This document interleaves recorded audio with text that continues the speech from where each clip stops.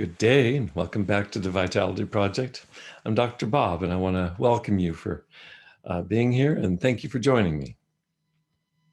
In our most recent post, we focused here on identifying what works best for us, especially when we're beset by problems or by stress. If you think about it for just a second, if our goal here is to recover the best selves that we can be, and to recover ourselves from any kind of situation or behavior that keeps us from being that best self. We've talked about that here as being enslaved, which is really just the root term for addiction. We can get enslaved to substances. That's 25% of American adults are currently enslaved to alcohol, nicotine, and other drugs. That's 25%. We can also get enslaved to other self-destructive behaviors, and that's 90% of us. 90% of us say that we have at least one addictive behavior other than to substance that is currently affecting our work, affecting our relationships, affecting our health. And while we're on that, we can be enslaved not only to substances, but other behaviors. We can be enslaved to attitudes that really are self-destructive as well. Two come quickly to mind. One is fear, and the other is resentment. And if we carry those, and we all do to some extent, we're talking about universals here, then we want freedom from those two, right? So what we want to do here when we talk about finding out what works best is we want to rally the troops to customize what works best for you when you face stress in your life. That was the exercise that we discussed in our last post here, and I want to know how that went for you. I hope that you found that fruitful.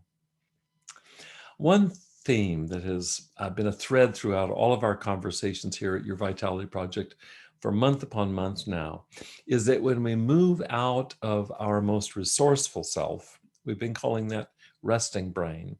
When we move out of resting brain into a less resourceful position, and that would be what we've been calling red alert brain, well, therein lies the basis for almost all of our addictive enslavements.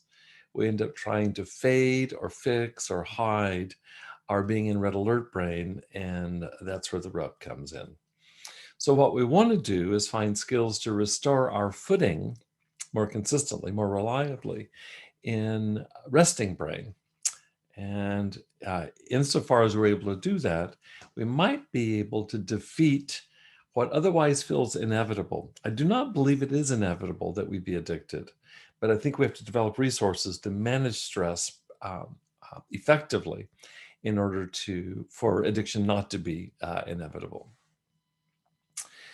Our susceptibility to addiction is, it may seem like it's inevitable, especially if you have a habit of turning to a certain behavior, or a certain kind of attitude, or a certain substance. But as we build new strengths, and that's one of our goals here, every single session, we try to focus on training new behaviors that you might practice, coping skills that are effective, that are not self-destructive, so that you can deal with life stress on life's terms and be able to access your most resourceful self, and that would be in resting brain. So we're looking to discover for ourselves a freedom that maybe many of us have never known before, and we're well on our way now. For today, I'd like you to identify a time. It could be recent or it could be in the distant past. Identify a time in which you were aware of beginning to go down a rabbit hole with one of your familiar forms of enslavement. Again, enslavement equals addiction. So you're getting ready to go down that rabbit hole. But in this particular instance that I'm asking you to recall, you found a way to somehow stop the momentum and interrupt what is otherwise a very familiar reflex. You were able to find a pathway through the stress rather than to be sunk by it. So I want to ask you to identify some circumstance, some situation in which you successfully found a way through or a way around, a way above, a way below the typical addictive response. And I want to ask you a few questions. Have you asked yourself a few questions? What did you do? Very importantly, how did you feel after escaping, maybe by the skin of your teeth, just barely escaping the talons of addictive behavior. How did you feel about it? And might there be a way to rinse and repeat this new sequence of behaviors or actions? Might there be a way to repeat that, to build it into your uh, into your habits in such a way that you could access it when under duress? Let's see what you come up with, okay? I wish you well with this exercise in between now and then. I hope that you'll stay, when you come back again, I'm sure you will. I hope that you'll stay safe and be well. Good luck with the exercise. Bring it back, and we're going to take it one step further the next time that you join me, okay? Thanks again for being here. Take good care.